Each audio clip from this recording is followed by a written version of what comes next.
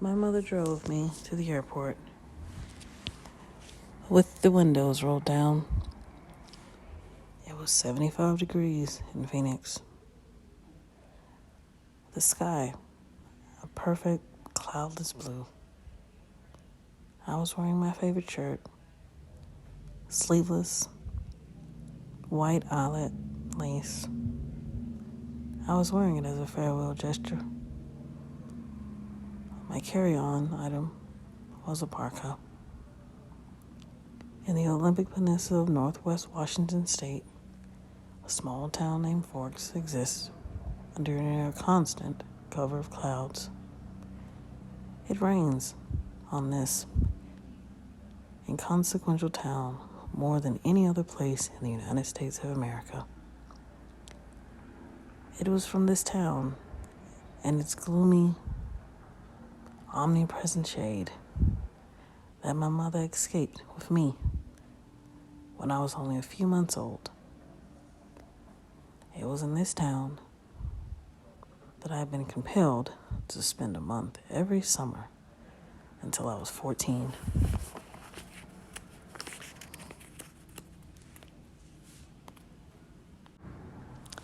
That was the year I finally put my foot down. These past 3 summers, my dad, Charlie, vacationed with me in California for 2 weeks instead. It was to Forks that I was now exiled. An action that I took with great horror. I detested Forks. I loved Phoenix. I loved the sun and the blistering heat. I loved the vigorous, sprawling city. Bella, my mom said to me, the last of 1,000 times before I got on the plane, you don't have to do this.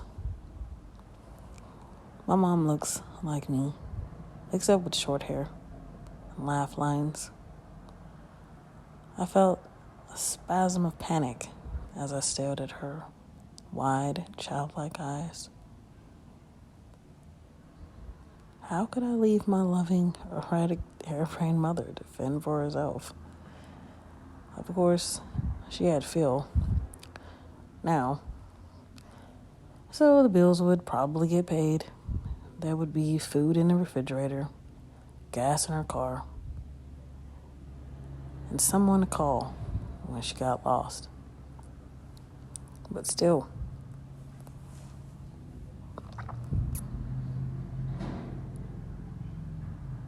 I want to go, I lied. I'd always been a bad liar, but I'd been saying this lie so frequently lately that it sounded almost convincing now. Tell Charlie I said I will. I'll see you soon, she insisted.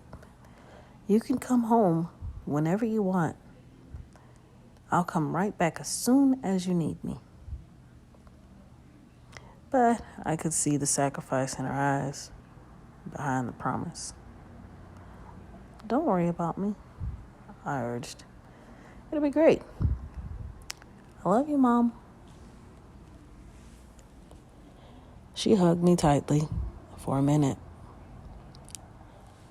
And then I got on the plane and she was gone. It's a 4-hour flight from Phoenix to Seattle. Another hour in a small plane up to Port Angeles, and then an hour drive back down to Forks. Flying doesn't bother me. The hour in the car with Charlie, though, I was a little worried about. Charlie had really been fairly nice about the whole thing. He seemed genuinely pleased that I was coming to live with him for the first time with any degree of permanence. He'd already gotten me registered for high school and was going to help me get a car. But it was sure to be awkward with Charlie. Neither of us was what anyone would call verbose. And I didn't know what there was to say regardless. I knew he was more than a little confused by my decision. Like my mother before me, I hadn't made a secret of my distaste for forks. When I landed in Port Angeles, it was raining. I didn't see it as an omen, just unavoidable. I'd already said my goodbyes to the sun. Charlie was waiting for me with the cruiser. This I was expecting too. Charlie has believed Chief Swan to the good people of Forks. My primary motivation behind buying a car, despite the scarcity of my funds, was that I refused to be driven around town in a car with red and blue lights on the top.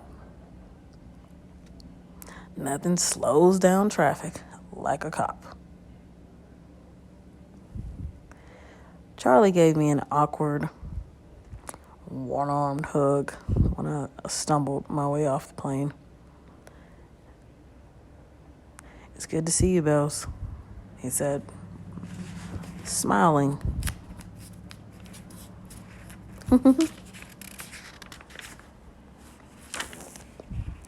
As he automatically caught and steadied me. "You haven't changed much. How's Renee?" "Mom's fine." "It's good to see you too, Dad." I wasn't allowed to call him Charlie to his face. I had only a few bags. Most of my Arizona clothes were too premiable for Washington. My mom and I pooled our resources to supplement my winter wardrobe, but it was still scanty. It all fit easily into the trunk of the cruiser. "I found a good car for you, really cheap," he announced when we were strapped in. What kind of car? I was suspicious of the way he said, "good car for you," as opposed to just good car. "Well, it's a truck, actually. A Chevy." "Where'd you find it?" "Do you remember Billy Black down at La Push?" La Push is the tiny Indian reservation on the coast. "No." "He used to go fishing with us during the summer," Charlie prompted. That would explain why I didn't remember him. I do a good job of blocking painful, unnecessary things from my memory. "He is in a wheelchair now," Charlie continued when I didn't respond. "So, he can't drive anymore, and he offered to sell me his truck cheap." "What year is it?" I could see from his change of expression that this was the question he was hoping I wouldn't ask. "Well, Billy's done a lot of work on the engine. It's only a few years old, really." I hoped he didn't think so little of me as to believe I would give up that easily. "When did he buy it?" "He bought it in 1984, I think." "Did he buy it new?" "Well, no. I think it was new in the early 60s. Or late 50s at the earliest," he admitted sheepishly. Dad, I don't really know anything about cars. I wouldn't be able to fix it if anything went wrong. And I couldn't afford a mechanic. Really, Bella? The thing runs great.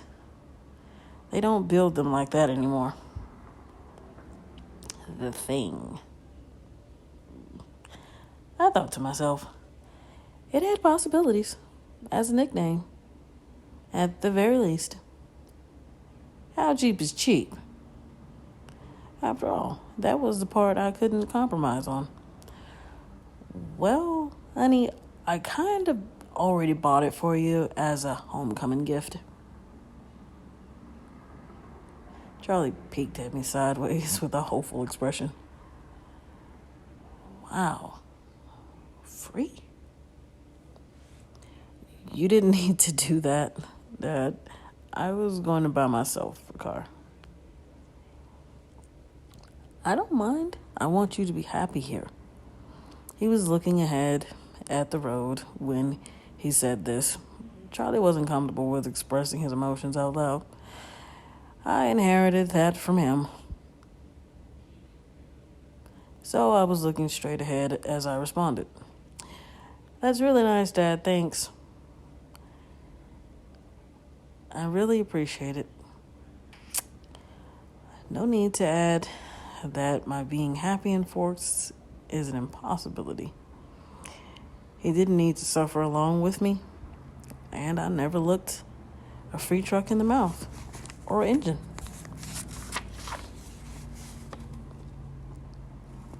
Well, now, you're welcome. He mumbled, embarrassed by my thanks. We exchanged a few more comments on the weather, which was wet, and that was pretty much it for a conversation.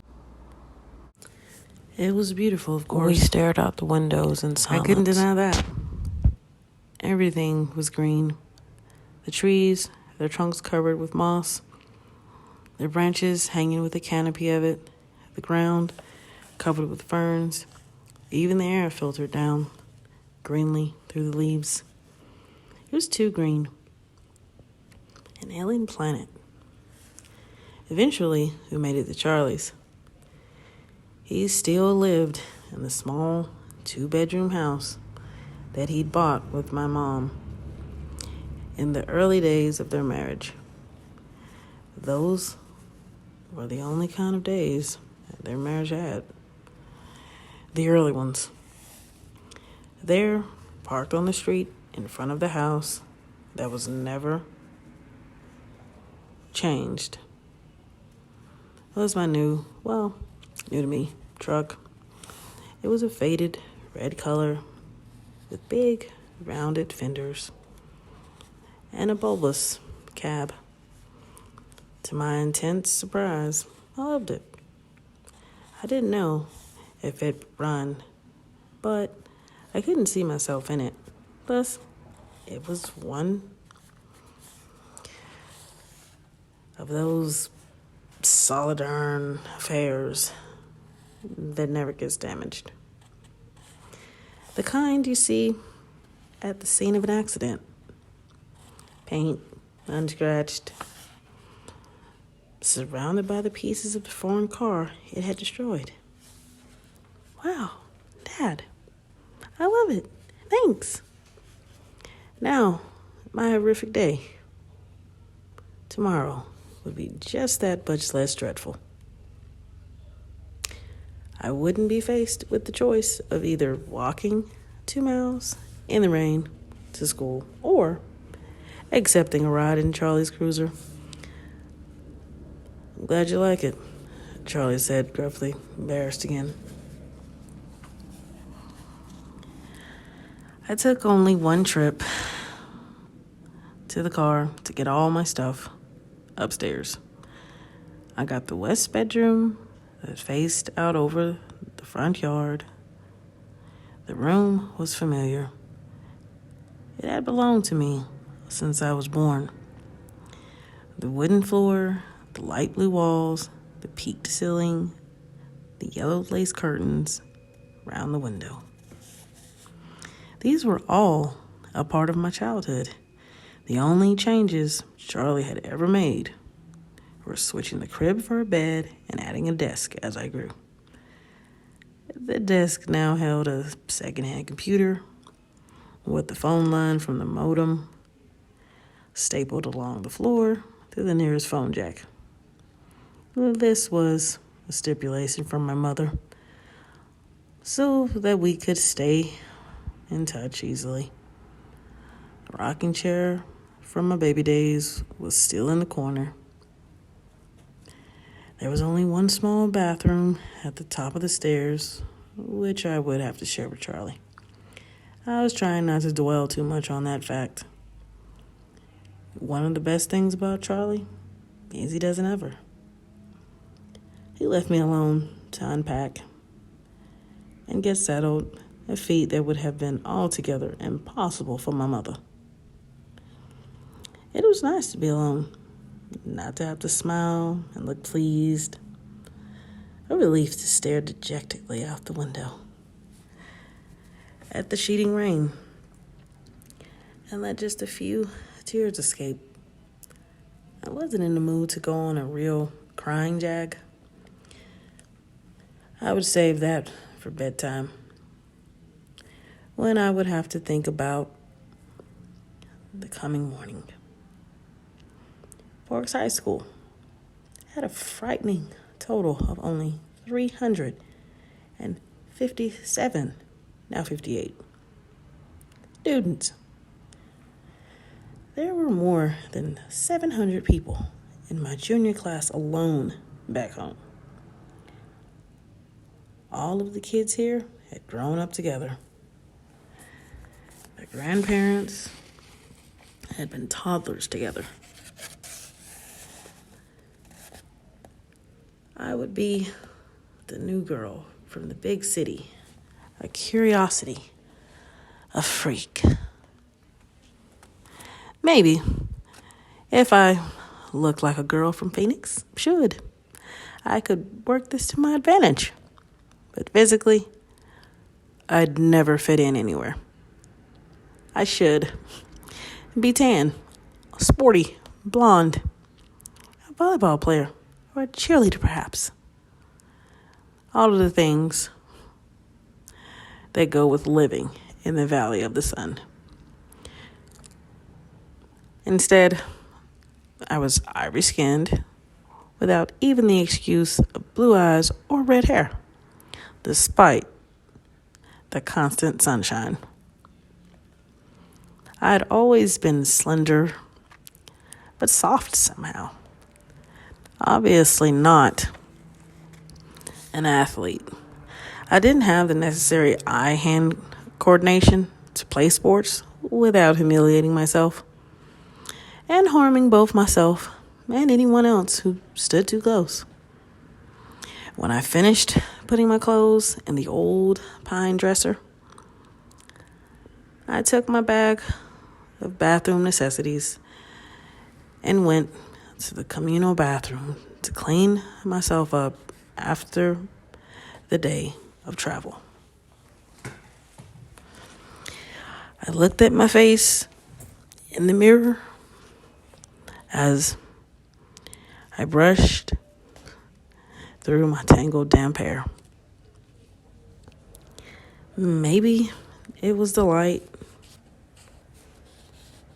but already I looked sour, unhealthy. My skin could be pretty. It was very clear, almost translucent looking, but it all depended on color. I had no color here. Facing my pallid reflection in the mirror, I was forced to admit that I was lying to myself. It wasn't just physically that I'd never fit in. And if I couldn't find a niche in a school with 3,000 people, what were my chances here. I didn't relate well to people my age. Maybe the truth was that I didn't relate well to people, period. Even my mother, who I was closer to than anyone else on the planet, I was never in harmony with her. Never on exactly the same page. Sometimes I wondered if I was seeing the same things through my eyes that the rest of the world was seeing through theirs. Maybe there was a glitch in my brain, but the cause didn't matter. All that mattered was the effect. And tomorrow would be just the beginning. I didn't sleep well that night, even after I was done crying. The constant whooshing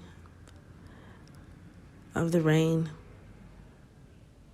and wind across the roof wouldn't fade into the background. I pulled the faded old quilt and later added the pillow too.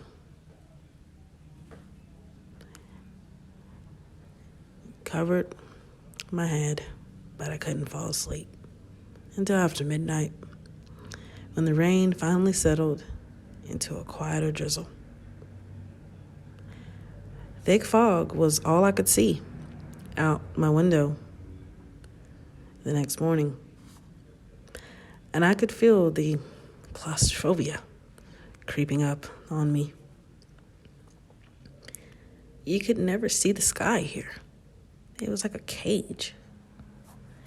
Breakfast with Charlie was quiet. He wished me good luck at school.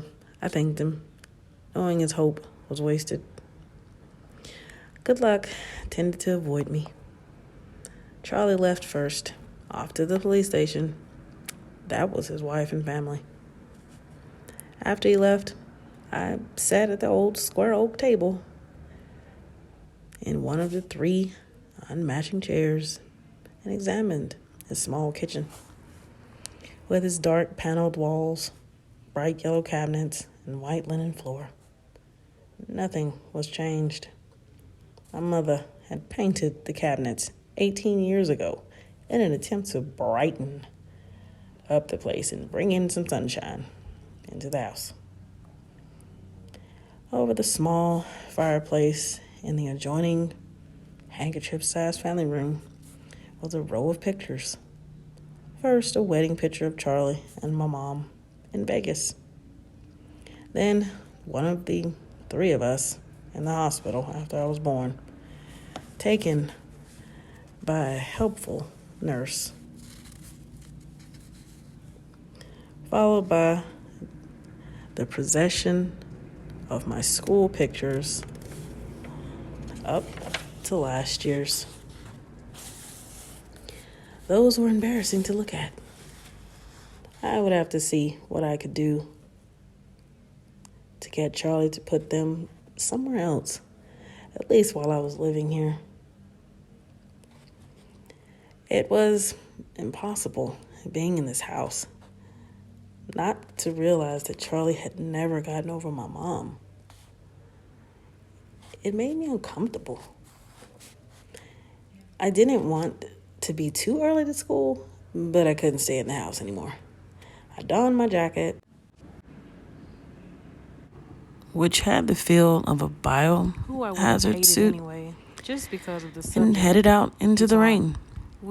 It was just drizzling still, not enough to soak me through immediately. As I reached for the house key that was always hidden under the eaves by the door and locked up, the sloshing of my new waterproof boots was unnerving. I missed the normal crunch of gravel as I walked. I couldn't pause and admire my truck again as I wanted. I was in a hurry to get out of the misty wet that swirled around At my least head, I never roaring needed the map. to life and clung to Girl my hair. And sat then next to me. idling at Both top volume in inside the trig and truck. Spanish. It was nice and dry. A truck this She old walked was with bound to have a Billy flaw. to the Or cafeteria Charlie. for lunch. The antique radio worked. Tiny, A plus several inches that I hadn't shorter. expected. But the Tan, tan, upholstered five finding this seats, school wasn't he still difficult. smelled Though faintly of I'd tobacco. never been there Her before. wildly Gasoline. curly The school was dark like hair peppermint. Most other things. made up a The lot engine of the started quickly, difference just off the between highway. To my relief, It was but not obvious loudly that it was a school. Only the So I sign which smiled and declared it nodded to be the as Fort-sized she school prattled made me about stop. teachers and It looked like a classes. collection of matching I houses didn't try to keep built up. with We sat maroon-colored at the end bricks. There of were a so full many table trees and with shrubs. several of her friends who I she introduced couldn't me see to. its I size forgot all of their names as at soon first. as she spoke them. Where was They the seemed feel impressed of the by her bravery in institution? speaking to me. I wondered nostalgically. The boy from Where were the English, chain link Eric, fences? The metal detectors? waved at me I parked in front of the first across the building, room. which had a small over-the-door reading I front was there, office sign. sitting in the lunchroom, No one else was parked there, trying to make so I conversation was sure it was off with limits. 7 curious strangers But I decided that I would first get directions inside spotted. instead of circling around in the rain like an idiot. They were sitting in the corner I stepped of the unwillingly out of cafeteria, the toasty truck cab as and walked far down a away little from stone where I path sat as possible. In the long lined room, with dark hedges. I took a there deep were breath 5 of them. before opening the door. They weren't talking, and they weren't Inside, it was though brightly lit and warmer than they I'd each hoped. had a The office tray was of small, a untouched little food waiting area with in padded front of folding them. chairs, They weren't orange flat gawking commercial at me, carpet, unlike most of notices the and other awards students, cluttering the walls, so a big it clock was safe ticking to stare loudly, at them without lamp fear screw of everywhere, meeting and an large plastic pots, excessively interesting pair of as eyes. if there wasn't enough greenery But outside. it was none of these things The room was cut in half that caught by a and long held counter, my attention. cluttered with wire baskets, They didn't look full of anything papers and alike brightly colored of the flyers 3 boys. taped to the One front of was them. big, There were 3 muscled desks like a behind the serious counter, one of which was weightlifter with dark, manned curly by a hair. large, Another was red-haired taller, woman wearing glasses. leaner, but still muscular and She was wearing a honey purple blonde. T-shirt, The last was which lanky, immediately made less me feel bulky, overdressed. with The untidy red-haired woman bronze-colored looked hair. up. "Can I help He you?" was more boyish than "I'm the Isabella others, Swan," I informed her. who looked like I saw the they immediate could be in college awareness, or even teachers lighter eyes. here I was expected. rather than A topic of students. gossip, no doubt. The Daughter girls of the were chief's opposites. flighty The tall one ex-wife. was statuesque. Come home at last. She had a beautiful figure. Of The course, kind she you said. saw She on the dug cover through of Sports curiously Illustrated stacked pile of swimsuit documents issue. on her desk till she The found kind the that ones made she was every looking for. I girl have your around schedule right her here and a map of the take school. a hit She brought on her several sheets self-esteem to the counter to show me. She went through my just by classes being in the same for me, room. highlighted the best route to each on Her the hair map, was golden, and gave me a slip gently to have each teacher waving sign, to which the I was to middle bring of her back back. at the end of the day. The She short smiled at girl me and hoped, was like Charlie, pixie-like. that I Then, would like it here in in the Fort. extreme, I smiled back with as small convincingly as I features, could. her hair When I was went deep back black, out to my truck, cropped other short students were and starting to pointed arrive. in every I direction. drove around and to yet follow they were all the exactly line of alike. traffic. Every one of them. I was glad to see chalky that pale. most of the cars The palest of all were older, like the mine. students. Nothing living flashy. in this At home, sunless town. I'd lived in Paler one of than the me, few the albino. lower-income neighborhoods They that all were had included very in dark the Paradise eyes. Valley district. Despite the range It was a and common hair thing tones, to they see a new also had Mercedes or dark Porsche in a shadows student under lot. those eyes. The nicest car here was a shiny Volvo, Purplish, and it stood out. bruised Still, like shadows. I cut the engine as soon as I as was if in a they were spot all so suffering that from the a thunderous sleepless volume wouldn't draw attention night. to me. Or almost I looked at the map, done in the recovering truck, from a broken trying nose. to memorize it. Though Now, hopefully, their I noses, wouldn't have to walk around all with it their stuck in front of features my were nose all day. straight, perfect, angular. I stuffed everything in my bag, But all this slung the strap is over not my shoulder, why I couldn't and look sucked away. in a huge I breath. stared because I their can do this. faces, I so lied to different, myself so feebly. similar, No were one was all going to bite me. I devastatingly, finally exhaled inhumanely and stepped beautiful. out of the truck. I kept my face They were faces pulled back into my hood as you I never walked. expected to see, The sidewalk except crowded with perhaps teenagers. on the airbrushed My plain pages black of a jacket fashion didn't magazine, stand out. I or noticed with relief. painted by an old Once master. I got around the cafeteria, as the face Building of an 3 angel. was easy to spot. It was hard to Large decide black who 3 was the most beautiful. was painted Maybe on the a white perfect square blonde girl. on the or east corner. the bronze-haired I felt my boy. breathing gradually creeping towards hyperventilation They were all as I looking approached away, the door. away from each other, I tried away holding from my the breath other students, as away I from followed anything two in unisex particular. raincoats through the door. As far as I could tell, The classroom was small. as I watched, The people in front of me the small stopped girl just rose inside the with her door tray, to hang up their unopened coats soda, unbitten on a apple, long row of hooks. and I walked copied away them. with a quick, They were graceful two girls, lop one a porcelain that colored belonged on a blonde, runway. the other I also watched, pale, with amazed light brown hair. at At least my her skin lithe wouldn't be dancer's step standing till out here. she dumped her tray and I took glided the slip through the back up to the door teacher, a faster tall, than I balding would have man, thought possible. whose desk had a My nameplate eyes darted identifying him as back to Mr. the Mason. others who sat He unchanging. gawked at me when he saw my Who name. are they? I Now, asked the girl an from my encouraging Spanish response. class. One, of course, whose I name I'd flushed forgotten. tomato red. As But she at looked least up he sent me to to an see empty who I desk meant, at the back without introducing me though already to the knowing, class. It was harder probably for from my tone. my new Suddenly, he looked at her, classmates the thinner to one, stare the boyish one, the youngest, at me perhaps. in the back. But somehow they managed. I kept my eyes down on the reading list the teacher had given me. It was fairly basic. Bronte, Shakespeare, Chaucer, Faulkner. I'd Mr. already read Varner, everything. who I would That have was hated comforting anyway, and just boring. because of the subject he looked taught. at my neighbor. Was the My only mom one who fraction made me second, stand in my front of the folder, class almost and his dark introduce eyes. myself I wonder if she to would mine. think that I was stammered, blushed, and tripped He looked away over I my went own through different hoops arguments on the with her way in my head. to my seat. Though, While in the a flush teacher After yawned two off. classes, I embarrassment. started to The bell recognize rang several at of the once. faces Nasal, in each pleasant class. sound. flash. There of was a glance. always someone Gangly braver face than the held others nothing. Boy who would with introduce skin themselves problems. and ask me It questions was And black about hair how I as was if liking as for one it. was she had slick. called I tried His to name be was diplomatic, Al He looked up to talk but to mostly I just in lied a lot. involuntary You're Isabella response. Swan. At aren't least I never needed the map. Already looked having like One decided girl not sat to next to me helpful in chest my club neighbor type. both giggled in trig and embarrassment. Spanish, Looking and Ella, at the table, I like corrected. she did. walked with me Everyone to within the cafeteria 3-seat for lunch. radius and turned Emmett to look at Cullen. me. She was tiny, several Ian Where inches was his shorter class? and Yeah. Jasper than Al. my 5 I had to the check one 4 in my inches. bag. Who left was Alice. But They her all worked wildly together. curly, Dr. Cullen and dark hair Jefferson in made Building up She Six. a said lot this under of the her breath. difference between There our heights. was I nowhere glanced to sideways look without at the meeting beautiful curious I couldn't eyes. remember her name, Who was I was looking so heading I toward smiled and at his nodded tray now, Building as four. a she bagel. prattled He said, about with long pale fingers. I can teachers show you the way. and classes. His mouth was moved. Definitely. I didn't over try quickly. to keep up. I'm Eric. We He sat added. at the end Perfect. of a full table Thanks. Barely with several of her We got our friends, The other jackets. three who had she introduced me headed to. out looked away. into the I rain. forgot all of their Yeah, names I as felt she was soon speaking as she spoke Had them. picked up. quietly. They I seemed could impressed by her sworn bravery in several speaking people to me. behind us were Unpopular walking names. close enough to The eavesdrop. boy from English, I hoped Eric, the I wasn't kinds of getting paranoid. names waved at me So, from across the room. this is a lot Maybe different that in was Phoenix, huh? in Yes. vogue. Very. It doesn't rain I much was there, there. does it? Small town. 3 or 4 times a year. Sitting in the Wow, lunchroom, it must be like I finally trying to make remembered conversation that my neighbor with 7 curious And what it's strangers like. that I Sunny, first I told perfectly him. common name. spotted them. You don't There were look two very girls. tame. They were named sitting in the Jessica corner in my of history of the class cafeteria, albino. as They far always He away studied my face Very from where I religiously sat as and I possible. sighed.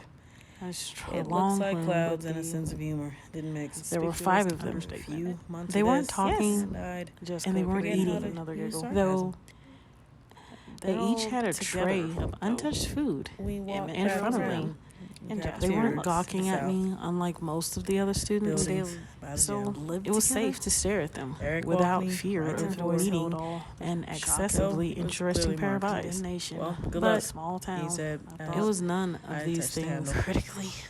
that caught Maybe and held we'll my have some other attention. classes But together. He sounded hopeful. If they didn't look was being anything honest, I alike smiled at him vaguely. had to of the admit 3 Inside. boys. that The rest of the even morning One was passed big, it would cause gossip. muscled in like a about the serious same fashion. Which weightlifter ones with are dark the colored curly shirts? hair. Asked. Teacher? Another was They don't taller, aren't related. leaner, but still muscular and They're not. honey blonde. Dr. Last Cullen is was really lanky, young, in less his bulky, 20s or with early 30s. untidy bronze They're all colored hair. adopted. The Howes more are boyish brothers than and the sister others, twins. who looked like The blondes, they could be in college. Or and even they're teachers foster children. here rather than students. They look a little old for foster The girls children. were opposites. They are now. The tall one Jasper and was Rosalie statuesque. are both 18. She had a beautiful but figure. they've been The kind you with saw Miss on the Cullen cover since of they were Sports 8. Illustrated swimsuit issue. She's their aunt or something like The that. kind that made every That's girl really around kind her of nice take a hit for them to her take care of self-esteem. all those kids like that just by being in the same when they're room. so young and everything. Her hair was golden, I guess so. gently Jessica waving to the middle of admitted her back. reluctantly. And I got the short impression girl that she was didn't pixie-like. like the doctor and his Thin wife for some In the reason. extreme, With the glances small she features, was throwing at their her hair adopted was children, deep black, I cropped would short, presume and the pointed reason was in every jealousy. direction. I think that And Miss yet, Cullen can't have any they were kids, all though. exactly alike. She added Every one as of them if that lessened their chalky kindness. The palest of all Throughout the all this students conversation, living in my this eyes sunless flickered town. again and again to Other the than table me, the albino. where the strange family sat. They all had very dark eyes.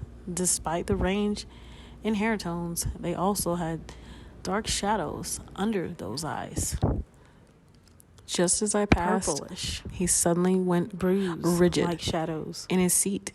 as if they were all He suffering stared at from me a sleepless again, meeting my eyes night, with a or strange almost expression on his face. done recovering from a broken It was nose. hostile, furious. Though their noses, I looked away quickly, shocked, all their going red again. features were straight, I stumbled perfect, over a book angular, in the walkway but all and had to this catch myself is not on why the edge of a table. The girl sitting there giggled. I'd noticed that his eyes were black, coal black. Mr. Banner signed my slip and handed me a book with no nonsense about introductions. I could tell we were going to get along. Of course, he had no choice but to send me to the one open seat in the middle of the room. I kept my eyes down as I went to sit by him, bewildered by the antagonistic stare he'd given me. I didn't look up as I set my book on the table and took my seat, but I saw his posture change from the corner of my eye. He was leaning away from me, sitting on the extreme edge of his chair and averting his face like he smelled something bad. Inconspicuously, I sniffed my hair. It smelled like strawberries, the scent of my favorite shampoo. It seemed an innocent enough odor.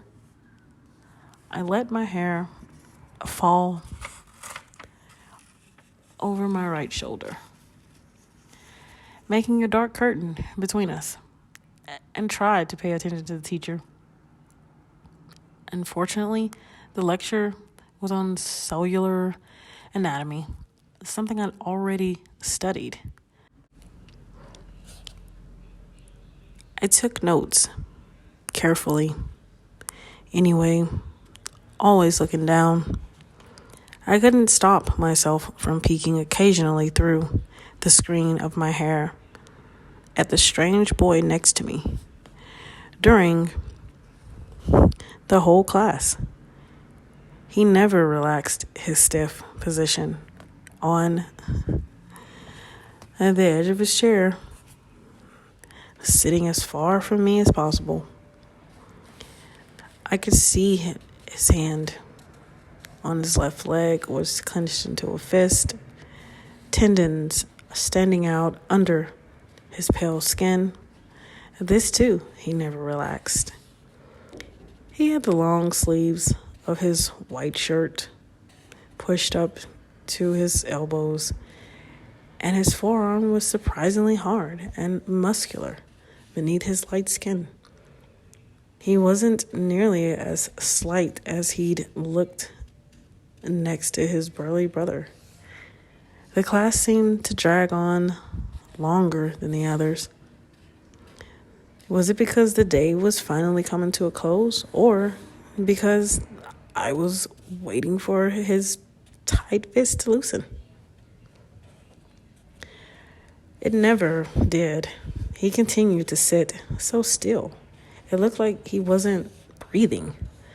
What was wrong with him? Was this his normal behavior? I questioned my judgment on Jessica's bitterness at lunch today. Maybe she was not as resentful as I thought. It couldn't have anything to do with me. He didn't know me from Eve. I peeked up at him one more time and regretted it. He was glaring down at me again, his black eyes full of revulsion as I flinched away from him, shrinking against my chair. The phrase, "if looks could kill," suddenly ran through my mind. At that moment, the bell rang loudly, making me jump, and Edward was out of his seat. Fluidly, he rose. He was much taller than I thought. His back to me, and he was out of the door before anyone else was out of their seat. I sat frozen in my seat, staring blankly after him. He was so mean. It wasn't fair. I began gathering up my things slowly, trying to block the anger that filled me for fear my eyes would tear up. For some reason, my temper was hardwired to my tear ducts. I usually cried when I was angry, a humiliating tendency. "Aren't you Isabella Swan?" a male voice asked. I looked up to see a cute, baby-faced boy, his pale, blonde hair carefully gelled into orderly spikes, smiling at me in a friendly way. He obviously didn't think I smelled bad. "Bella," I corrected him with a smile. "I'm Mike." "Hi, Mike. Do you need any help finding your next class?" "I'm headed to the gym, actually. I think I can find it. That's my next class, too." He smiled, thrilled, though it wasn't that big of a coincidence in a school this small. We walked to class together. He was a chatterer. He supplied most of the conversation, which made it easy for me. He lived in California till he was 10, so he knew how I felt about the sun. It turned out he was in my English class also. He was the nicest person I'd met today, but as we were entering the gym, he asked, "So, did you stab Edward Cullen with a pencil, or what? I've never seen him act like that." I cringed. So, I wasn't the only one who had noticed, and apparently that wasn't Edward Cullen's usual behavior. I decided to play dumb. "Was that the boy I sat next to in biology?" I asked. "Yes," he said. "He looked like he was in pain or something." "I don't know," I responded. "I never spoke to him." "He's a weird guy." Mike lingered by me instead of heading to the dressing room. "If I were lucky enough to sit by you, I would have talked to you." I smiled at him before walking through the girls' locker room door. He was friendly and clearly admiring, but it wasn't enough to ease my irritation. The gym teacher, Coach Clapp, found me a uniform, but didn't make me dress down for today's class. At home, only 2 years of PE were required. Here, PE was mandatory, all 4 years. Forks was literally my personal hell on earth.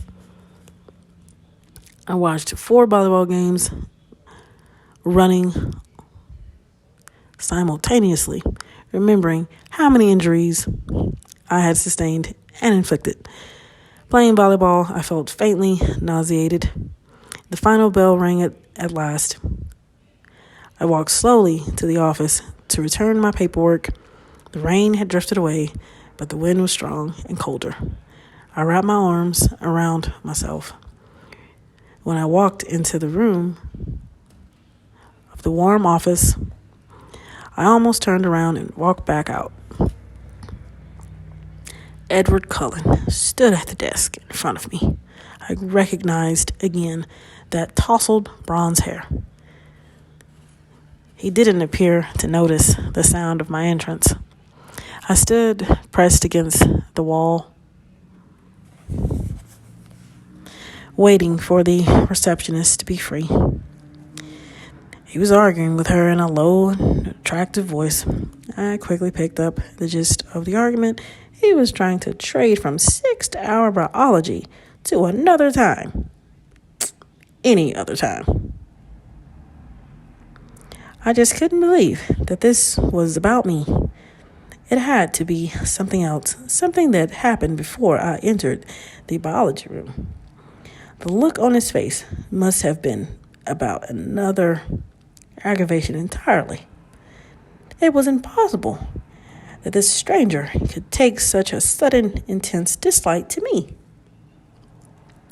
The door opened again, and the cold wind suddenly gusted through the room, rustling the papers on the desk, swirling my hair around my face. The girl who came in merely stepped to the desk, placed a note in the wire basket, and walked out again. But Edward Cullen's back stiffened, and he turned slowly to glare at me. His face was absurdly handsome, with piercing, hate-filled eyes. For an instant, I felt a thrill of genuine fear racing the hair on my arms. The look only lasted a second, but it chilled me more than the freezing wind. He turned back to the receptionist. "Never mind, then," he said hastily in a voice like velvet. "I can see that it's impossible. Thank you so much for your help." And he turned on his heel without another look at me and disappeared out the door. I went meekly to the desk, my face white for once instead of red, and handed her the signed slip. "How'd your first day go, dear?" the receptionist asked maternally. "Fine," I lied, my voice weak. She didn't like or look convinced.